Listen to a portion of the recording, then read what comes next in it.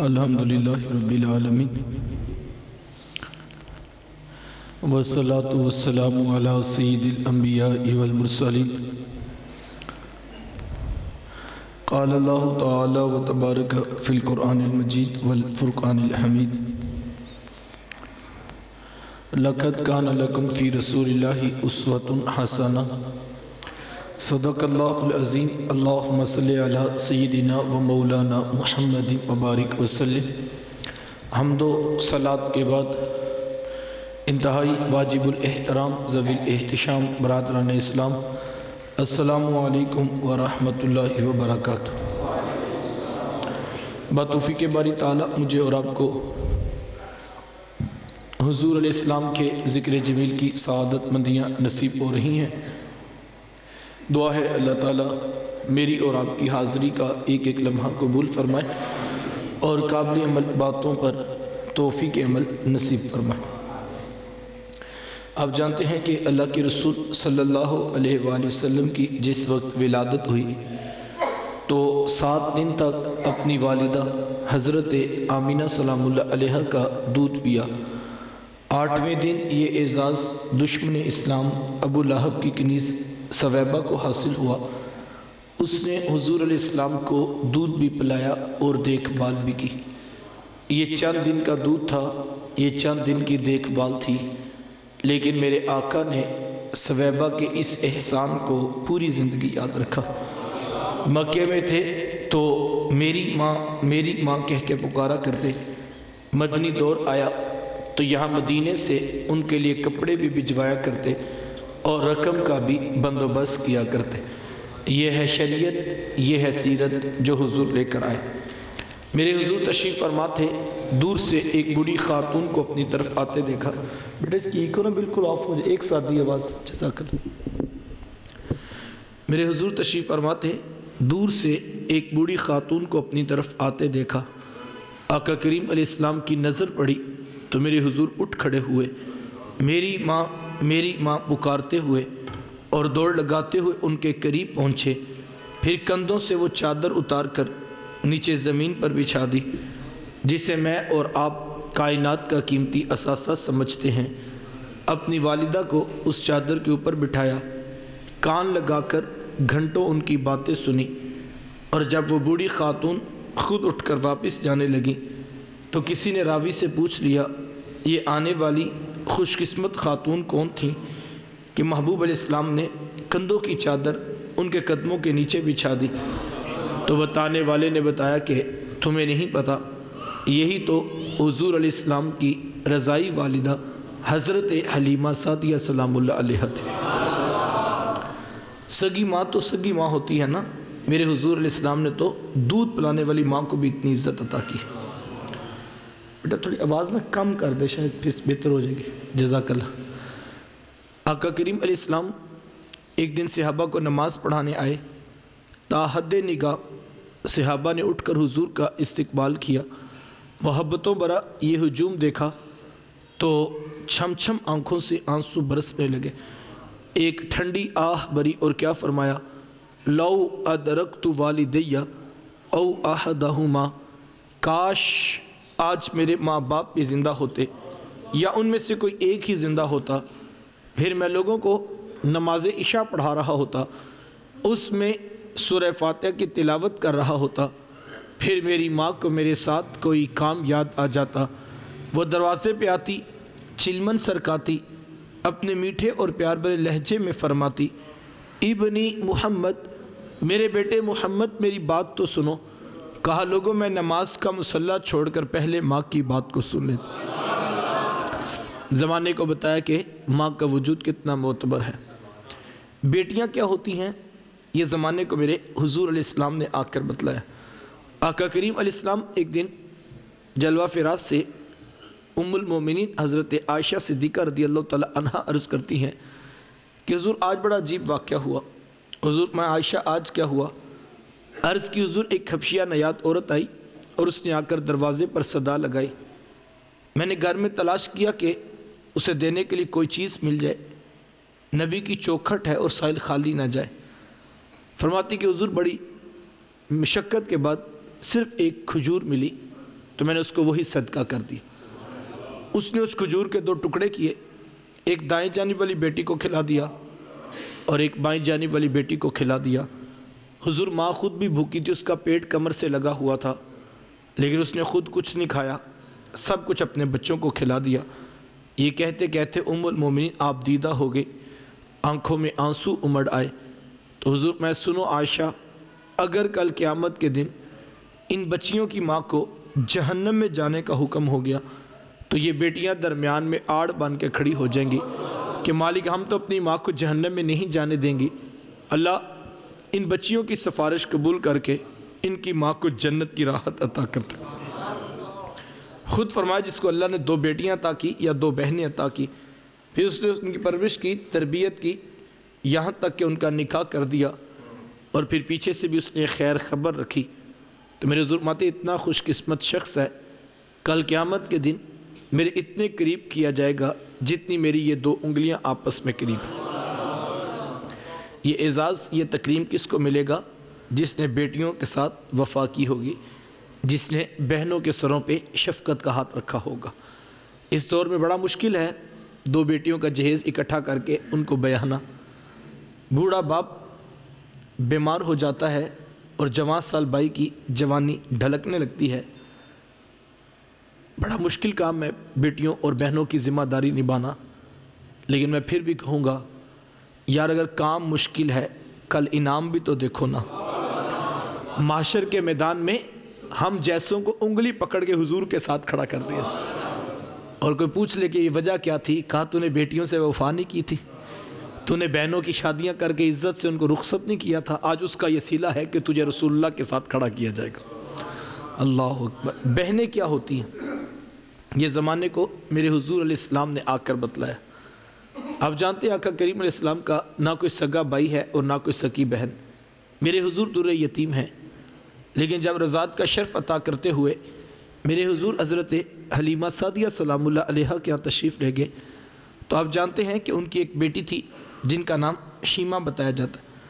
وہ رشتے میں حضور علیہ السلام کی رضائی بہن لگتی تھی۔ قبیلہ بنو سعد کے رواج کے مطابق شام کو جب مائیں کھانا پکانے لگتی تو بہنیں اپنے بھائی گود میں اٹھا کر باہر کھلے میدان میں لے آتی۔ ہر بہن کی گود میں اس کا بھائی ہوتا اور وہ اپنے بھائی کے حسن کے قصیدے پڑھ رہی ہوتی۔ اگر کسی کے بھائی کا رنگ کالا ہوتا تو وہ کہتی رنگ کالا ہے تو کیا ہوا، میرے بھائی کے نقوش دیکھو کتنے خوبصورت ہیں، اس کی اٹھی ہوئی ناک، اس کی جھیل جیسی خوبصورت آنکھیں تو دیکھو کتنی پیاری ہیں، تو وہ نقوش کو معیار حسن قرار دیتی۔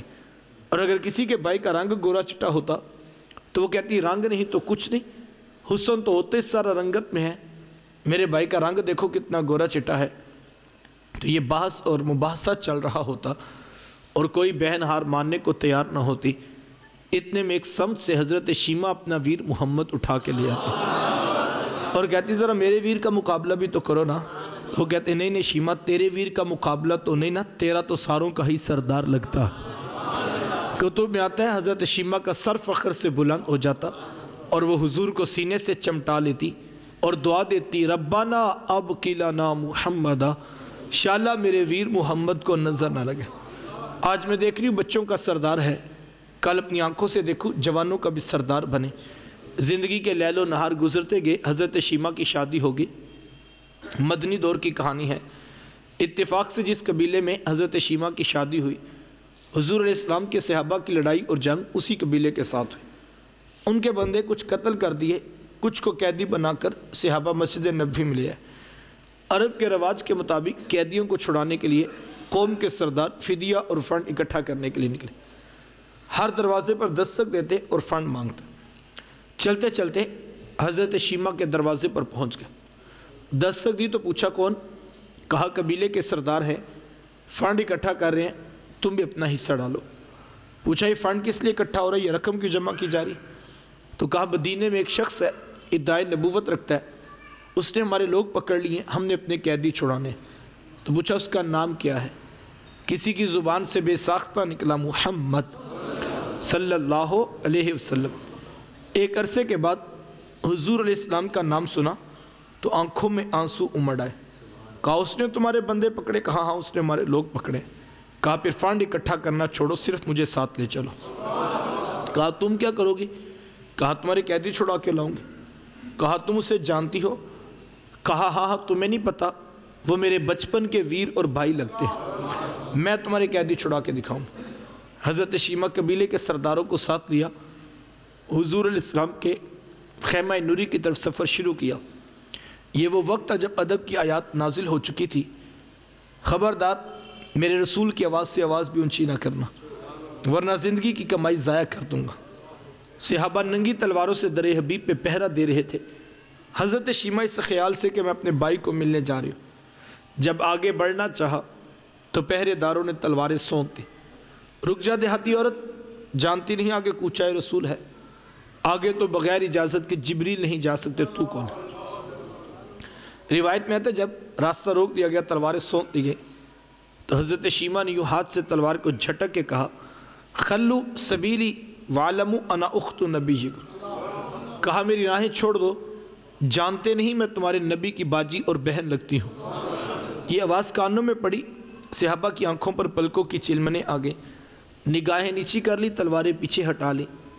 حضرت شیمہ پورے پروٹوکول سے حضور علیہ السلام کے خیمہ نوری میں داخل ہوئی۔ میرے حضور جب دور سے بہن کو آتے دیکھا، حضور اٹھ کر استقبال کیا، مرحبا خوش آمدید پیش کرتے ہوئے فرمایا میری بہن آج کدھر کو آنا ہوا؟ عرض کی حضور آپ کے بندوں نے ہمارے کچھ لوگ پکڑ لیے ہیں، میں ان قیدیوں کو چھڑانے کے لیے آئی ہوں۔ سنو بھائیو، اللہ کے رسول نے کیا ارشاد فرمایا، حضور میں میری بہن تو نے آنے کی زحمت کیوں گوارا کی؟ تو گھر بیٹھے بھی پیغام بھیج دیتی، میں محمد تیرے کہنے پہ ہی ساروں کو چھوڑ دیتا۔ زمانے کو عملاً بتایا کہ بہن کا رشتہ کتنا پیارا ہے۔ پھر چند جوڑے، کچھ گھوڑے، بہت سارا ساز و سامان جمع کیا اور میرے حضور صحابہ کے گیٹ تک، دروازے تک بہن کو چھوڑنے کے لیے آئے۔ صحابہ نگاہیں نیچی کیے، محبوب علیہ السلام کے ادب میں کھڑے تھے، تو حضور میں صحابہ میں جب بھی قیدی چھوڑتا ہوں پہلے تم سے مشورہ کرتا ہوں، آج پہلا موقع ہے، میں قیدی بھی چھوڑ رہا ہوں اور میں نے مشورہ بھی نہیں کیا ہے۔ عرض کی اے بندہ نواز، آپ مالک کل کائنات ہیں، آپ جو چاہیں کریں، ہم کون ہوتے ہیں بلا درمیان میں مشورہ دینے والے؟ لیکن حضور جی اتنا تو بتائیے، آج کون سی خاص بات تھی کہ آپ نے مشورہ کرنا بھی ضروری نہیں سمجھا؟ حضور میں صحابہ، آج میرے دروازے پر میری بہن آ گئی تھی، اور جب بہنیں دروازے پہ آ جائیں اللہ کا رسول انہیں خالی نہیں موڑا کرتا۔ زمانے کو عملاً بتایا کہ بہن کا رشتہ کتنا معتبر ہوا کرتا ہے۔ جب بیٹی ذبح کی جاتی تھی، جب بہن زندہ درگور کر دی جاتی، جب ماں بازاروں میں بیچ دی جاتی تھی، اس دور میں بیوی کی کیا حیثیت ہوگی؟ جبکہ آج کے اس تہذیب یافتہ دور میں بھی کچھ لوگ بیوی کو پاؤں کا جوتا خیال کرتے ہیں۔ یہ زمانہ جاہلیت کی بات ایسا ہے۔ آقا کریم علیہ السلام نے ازواج مطہرات کے ساتھ جو محبتوں کی داستانیں رقم کی ہیں، زمانہ ان کی مثال نہیں لا سکتا۔ کسی کو حضور حمیرہ کہہ کے پکارتے ہیں، کسی کے لیے بکری کا بچہ ذبح کرتے ہیں اور گوشت کے مختلف ٹکڑے ان کی سہیلیوں کے ہاں بیچتے ہیں۔ حضور کثرت سے حضرت خدیجہ الکبریٰ رضی اللہ تعالیٰ عنہ کا ذکر کیا کرتے۔ سیدہ عائشہ صدیقہ رضی اللہ تعالیٰ عنہ فرماتی ہیں میرا جو ان سے رشتہ تھا ایک دن میری زبان سے بے ساختہ نکل گیا کہ حضور اللہ نے آپ کو بہتر ازواج عطا کی ہیں اور آپ ابھی تک اس بوڑھی عورت کا ذکر نہیں چھوڑتے۔ پھر حضور کے چہرے پر جلال آ گیا اور حضور میں عائشہ مجھے خدیجہ کے بارے تکلیف نہ دینا، جب پورے مکے نے میرا انکار کیا تھا ایک خدیجہ تھی جس نے میرا اقرار کیا تھا۔ کہا میں اسے کیسے بلا سکتا ہوں جب زمانہ میری مخالفت کرتا تھا، لیکن خدیجہ میرے سے محبت کی دعوے دار تھی۔ فرماتے پھر میں نے ہمیشہ محبتوں کا ہی اظہار کیا، اور یہی حضرت خدیجہ الکبریٰ رضی اللہ تعالیٰ عنہ ہے۔ جب ان کا وقت آخر قریب آیا تو سیدہ فاطمہ الزہرا رضی اللہ تعالیٰ عنہ کو بھیجا اور کہا بیٹا جاؤ جا کر حضور سے چادر رحمت مانگ لو۔ سیدہ حاضر خدمت ہوئی اور آ کر عرض کی میری والدہ چادر مانگ رہی ہیں۔ آقا کریم علیہ السلام نے چادر بھی اتار کر پیش کر دی اور ساتھ فرمایا بیٹا اپنی ماں سے پوچھو یہ چادر کیا کرنی ہے۔ یہ کہتے کہتے میرے حضور بھی ساتھ تشریف لے آئے تو حضور میں خدیجہ تو نے چادر کیا کرنی ہے؟ عرض کی حضور مجھے جو بخار ہے جان لیوا ثابت ہوگا، میری آرزو یہ ہے کہ مجھے کفن آپ کی چادر میں مل جائے۔ یہ حضور علیہ السلام کی سیرت کا کتنا بڑا ریفرنس ہے کہ بیوی آرزو کر رہی ہیں اگر مجھے شوہر کی چادر میں کفن مل گیا تو یہ اللہ کے حضور میری بخشش کی ضمانت ہوگی۔ آقا کریم علیہ السلام نے چادر بھی اتار کر پیش کر دی اور ساتھ تاریخ ساز جملہ ارشاد فرمایا خدیجہ تو نے تو صرف چادر مانگی ہے، لو ارتی جلدی لآتیتو کہ اگر تو مجھ محمد کی جلد بھی مانگتی میں وہ بھی اتار کے پیش کر دیتا ہوں۔ زمانے کو بتایا کہ رشتوں کا تقدس کیا ہے، وقت سمٹ رہا ہے، بھائی کیا ہوتے ہیں، یہ زمانے کو میرے حضور علیہ السلام نے آ کر بتلایا۔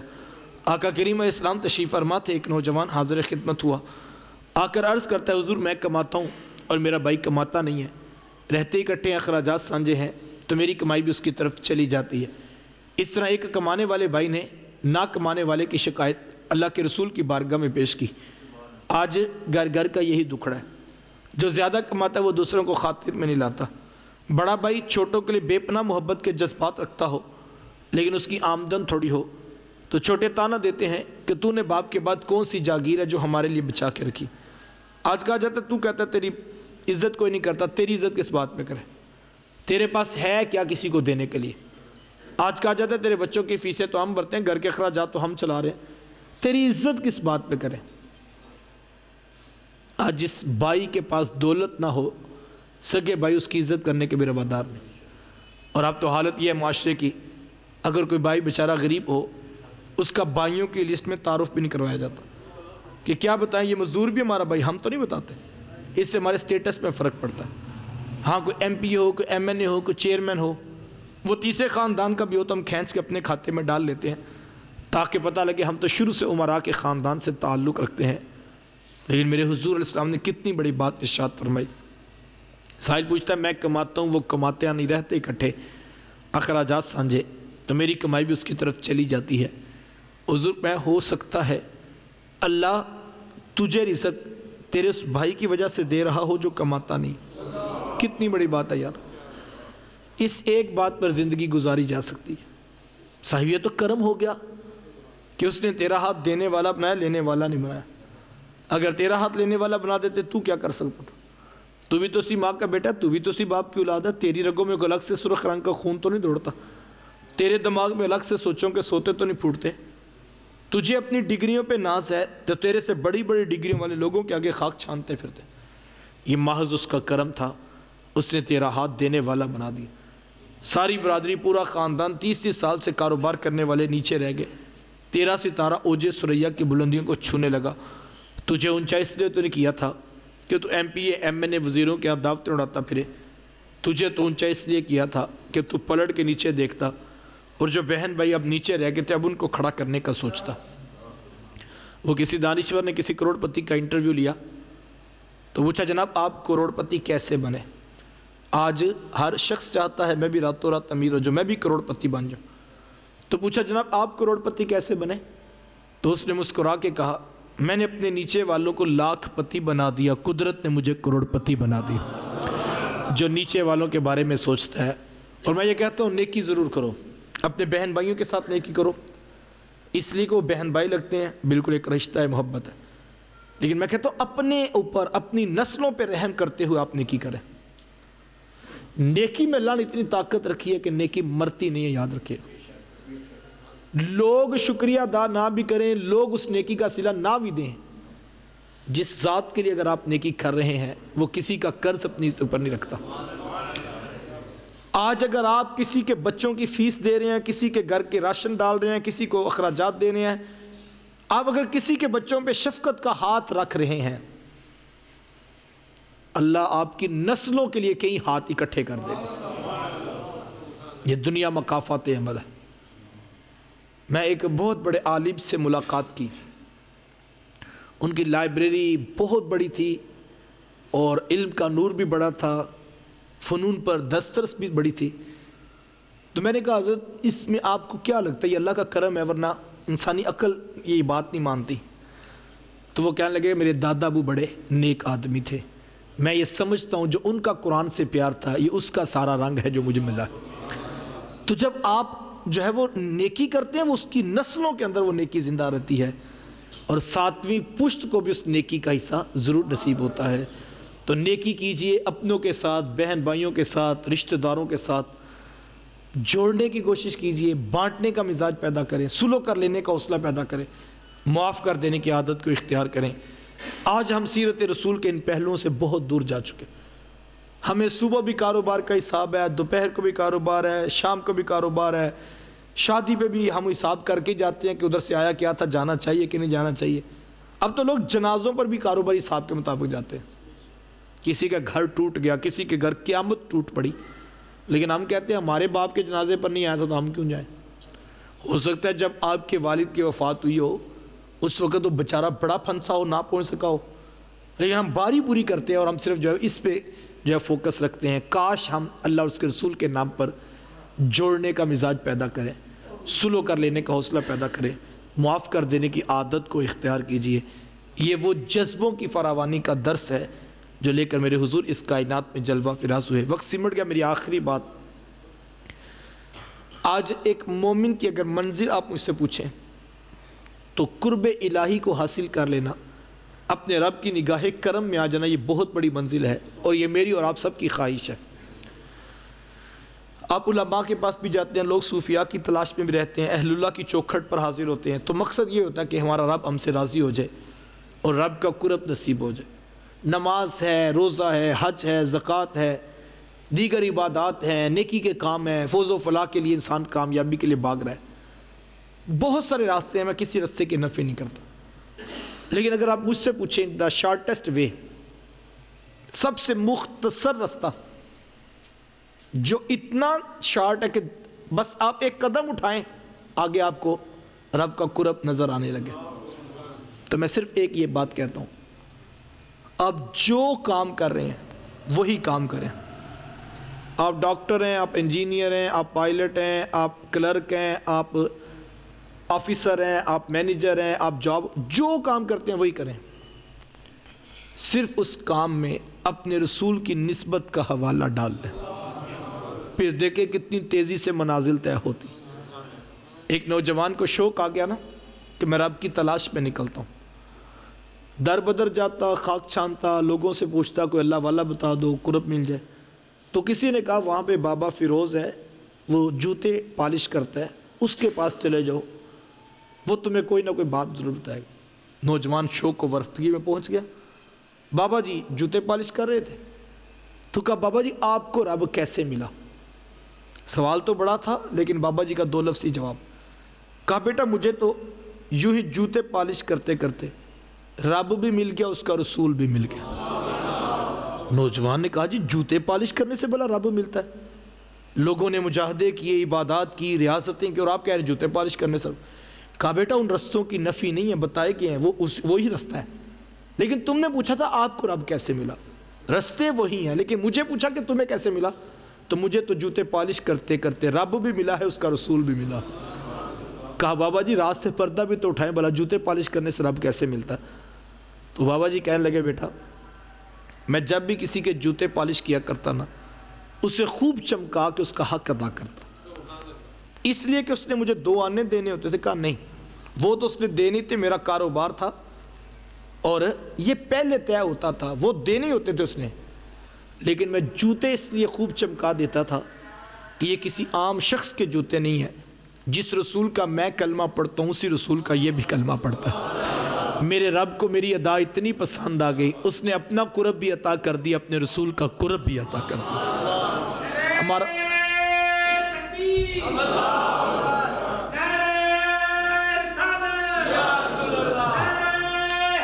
وقت سمٹ گیا۔ ہمارا مسئلہ یہ ہے کہ جب تک ہم اپنے کام میں حضور کی وساطت اور اپنے نام میں، یار مجھے بتاؤ اگر جوتے پالش کرنے والا رسول اللہ کی نسبت کا لحاظ رکھے، اللہ اس کو محروم نہیں رکھتا، تو جو دین کی راہوں پہ بھاگ رہا ہے، جو قرآن کا پیغام لے کر نکل رہا ہے، اگر اس کے مزاج میں یہ چیز آ جائے تو پھر نتائج کتنے گوناگو بڑھ جائیں۔ آج ہمارا المیہ یہ ہے کہ ہم آج اتنے پستی میں گر چکے ہیں، ہماری حالت تو یہ ہے، وہ کوئی بازار سے گزرا تھا تو آقا کریم علیہ السلام کا نام دیکھا، جھنڈیاں لگی ہوئی دیکھی تو وہ دکان میں آ گیا اور اس نے کہا جی آگے ہول سیل کی دکانوں سے شاپنگ کرتا ہوں، لیکن آج آقا کریم علیہ السلام کا نام دیکھا، سبز رنگ کے جھنڈے دیکھے تو جی کیا آج یہاں سے جو ہے وہ پرچیزنگ کرتے ہیں۔ تو ہم نے ریٹ 2 گنا کر لیے کہ یہ تو پہلے ہی مان کے آیا ہوا ہے، اور ہم نے اس نسبت کا بھی لحاظ نہیں رکھا، اور ہم نے اس نام پہ بھی لوگوں کو لوٹا، تو کیا خیال ہے؟ میں کہتا ہوں لوٹنا، خیانت کرنا ویسے بھی دھوکہ ہے، وہ ویسے بھی شریعت میں حرام ہے، لیکن اگر کل حضور نے پوچھ لیا میرا امتی تیری دکان پہ کھڑا تھا، وہ مجبور تھا، تو نے اس کو معاف پھر بھی نہیں کیا، تو نے اس کو بھی 2 نمبر چیزیں 10 نمبر چیزیں 1 نمبر کر کے بیچی، تو نے اس کو بھی دھوکہ دیا۔ اگر میں ٹیچر ہوں تو میں دیکھوں، اگر کل حضور نے پوچھ لیا میرے امتی پیٹ اور بھوک کاٹ کاٹ کے اپنے بچے تیرے پاس پڑھنے کے لیے بیچتے تھے، تیری فیسیں پوری کرتے تھے، اور تو نے پھر ان کو دھوکہ دیا۔ کل اگر مجھ سے پوچھ لیا، اگر میں پیٹرول پمپ کا مالک ہوں، کہ میرے امتی تیرے دکان پہ آتے تھے تو ان کو 2 نمبر چیزیں دیتا تھا، میں سوچوں میرے پاس کیا جواب ہے، آپ سوچیں آپ کے پاس کیا جواب ہے۔ اٹ ڈزنٹ میٹر صاحب کہ آپ کا پروفیشن کیا ہے، آپ کام کیا کرتے ہیں، سوال یہ ہے کہ آپ حضور کی نسبت کا احترام کتنا کرتے ہیں، صرف مسجد میں آ کے کرتے ہیں یا دکان پہ بھی لحاظ رکھتے ہیں؟ یہ اپنے مسلمان۔ مجھے کل ایک پرسوں نوجوان ملا، اللہ اس کو برکت دے، وہ کہتا میں گاڑی خریدنے لگا تو اس شخص نے کہنے لگا میں آپ کی 1350 میں ڈیل کروا دیتا ہوں، تو میں نے کہا مجھے ویسے ڈائریکٹ بندے سے ملاقات کرواؤ، تو کہتے میں ملا تو وہ نوجوان کہنے لگا کہ میں نے کہا کتنے کی گاڑی ہے؟ وہ کہتا گاڑی تو میری 14.25 کی ہے، لیکن اگر مجھے ڈیلر نے 13.5 کہا ہے تو اگر آپ 13.5 بھی دے دے تو میں مجبور ہوں، چونکہ میں نے تو بیچنی ہے۔ تو کہتے کہ میں نے کہا کہ تمہارے خیال میں تمہاری گاڑی کتنے کی ہے؟ اس نے کہا کم از کم 14.25 کی تو ہونی چاہیے۔ تو وہ کہنے لگا کہ میں نے اس سے کہا کہ آپ ڈیلر والی بات نہیں ہے، جتنے تم بتا رہے ہو میں اتنے دوں گا، چونکہ میرے رسول نے بتایا ہے کہ ہم نے تجارت کرنی ہے، لوگوں کی مجبوریاں نہیں خریدنی۔ اور وہ مجھے کہنے لگا یہ بات میں نے صرف اس وجہ سے اختیار کی ہے کہ میں نے رضا ثاقب کا ایک کلپ سنا تو اس میں انہوں نے یہ بتایا تھا، اور جس دن سے میں نے یہ کام شروع کیا ہے اللہ نے برکت ہی اور طرح کی ڈال دی۔ ہم تو کہتے ہیں نا بھائی مارکیٹ، ہمیں سب کو پتا ہوتا ہے یہ 15 لاکھ کی چیز ہے، لیکن ہم کہتے ہیں مارکیٹ ڈاؤن ہے، ملک کے حالات ٹھیک نہیں ہے، تو بھائی یہ 13 میں بکتی ہے، سمجھ آتی تو بتاؤ، اور وہی چیز ہم بعد میں 16 کی بھی بیچتے ہیں، اور ہم بڑے مطمئن ہوتے ہیں ہم 3 لاکھ کما لیا، ہم جھوٹ بولتے ہیں۔ اور وہ دوسری بات کہتے کہ میں نے ایک ان کا کلپ سنا تھا، میں نے آج تک اپنی گاڑی کی جب میں بیچتا ہوں یا خریدتا ہوں تو میں گاڑی کی خوبیاں نہیں بتاتا، جب خریدتا ہوں تو اس کو بھی کہتا ہوں مجھے ایپ بتا دو، صرف تاکہ میں نے آگے بیچنی ہے میں اس کو ایپ بتا دوں۔ اور حضرت آپ حیران ہوں گے، ہم لوگوں کو کھلی بات بتاتے ہیں اور بتاتے ہیں یہاں سے ایکسیڈنٹ ہوا تھا، یہاں سے پینٹ ہوئی ہے، یہاں سے یہ ہوا ہے، اور لوگ کہتے ہیں جی یہ بڑی بات ہے، آپ نے سچی بات بتا دی، آپ بتائیں کیا چاہیے، اور کہتے ہیں پھر لوگ ہمیں اچھی قیمت بھی دے کے جاتے ہیں اور ایک اچھا اخلاق بھی لوگ یاد رکھتے ہیں، اور لوگ پھر ہمارے نام پر جو ہے وہ اعتماد کرتے ہیں۔ کام کوئی بھی ہو حضور والا، حضور کی نسبت کا لحاظ ہو تو رب کے قرب کا وسیلہ بن جاتی ہے۔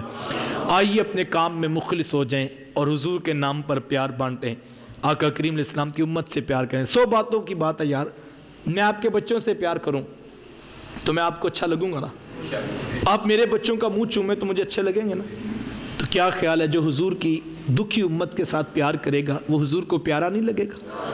تو آؤ حضور کی امت کو جوڑو، پیار بانٹو، محبت بانٹو، الفت بانٹو، رشتوں کا تقدس، بہنوں سے شفقت، بیٹیوں کے سروں پر پیار اور ماں باپ کا احترام، یہ سیرت رسول کے روشن پہلو ہیں۔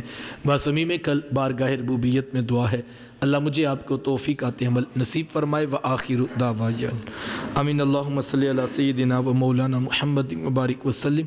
میرے مالک اٹھے ہاتھ پھیلی جولیاں رحمتوں سے بھر دے، اتنے لوگ اپنا قیمتی وقت نکال کر جمع ہوئے، سب کا آنا قبول فرما، قرآن مجید کا فہم اور نور نصیب فرما، جو کہا جو سنا عمل کی توفیق عطا فرما، قبلہ مفتی صاحب کے علم و عمل، زہد و تقوی اخلاص میں مزید برکتیں عطا فرما، اس مسجد کو پیار امن محبت کا مرکز بنا، یہاں آنے والوں کو ہمیشہ اسلام کی سچی اور سچی فکر نصیب ہوتی رہے۔ صلی اللہ تعالی علی حبیبہ محمد و آلہ وسلم۔